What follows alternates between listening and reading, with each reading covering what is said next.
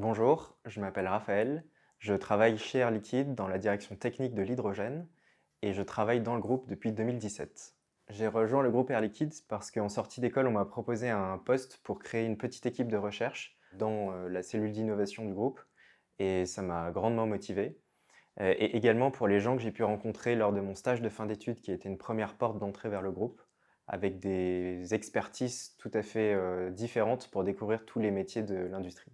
Mes missions au quotidien s'articulent autour de deux grands sujets. Le premier sujet, c'est donc d'aider le directeur technique à gérer les actifs existants sur l'hydrogène. Chez Air Liquide, on a une cinquantaine d'années d'expérience dans l'hydrogène et en fait, on produit, on conditionne, on transporte et on vend de l'hydrogène. Et donc, sur chacune de ces étapes, on a des usines ou des actifs qui tournent et dont il faut qu'on assure la fiabilité et la sécurité. La seconde partie, c'est de préparer le futur.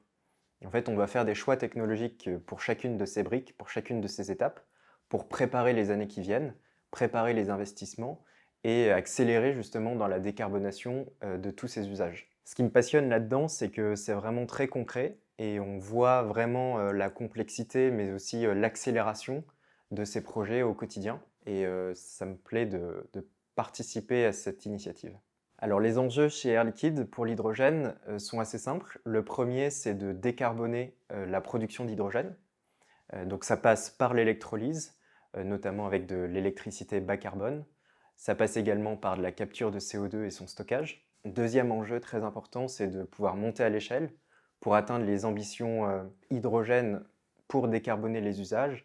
On a vraiment besoin de faire grossir chacune des briques de la chaîne de valeur de l'hydrogène. Et on parle de facteurs 10 ou 100, donc c'est très conséquent. Troisième enjeu, c'est évidemment de continuer à faire émerger la filière en toute sécurité. Ça, c'est un préalable. Et puis enfin, dernier enjeu pour nous, c'est de continuer de maîtriser la chaîne complète, c'est-à-dire de la production jusqu'aux usages finaux. Alors l'hydrogène va être un vecteur d'énergie utile pour décarboner des secteurs qui sont difficiles à décarboner autrement, par exemple dans l'industrie lourde ou dans les transports lourds, comme les camions. Évidemment, il n'y aura pas de transition énergétique sans hydrogène. Un autre rôle de l'hydrogène peut être aussi sa capacité d'absorber l'intermittence des renouvelables, mais il faut le prendre dans son contexte et la transition énergétique se fera avec différents leviers dont l'hydrogène fera partie d'une des solutions techniques. Le conseil que je donnerais aux candidats, ce serait d'apporter leur humilité et à la fois leur ambition pour essayer de décarboner des secteurs de l'industrie et de la mobilité. On a beaucoup d'enjeux en face de nous et l'avantage, c'est qu'Air Liquide agit concrètement depuis déjà plusieurs années dans ce domaine. Donc toutes les forces vives sont les bienvenues pour participer à cette aventure. N'hésitez pas à candidater.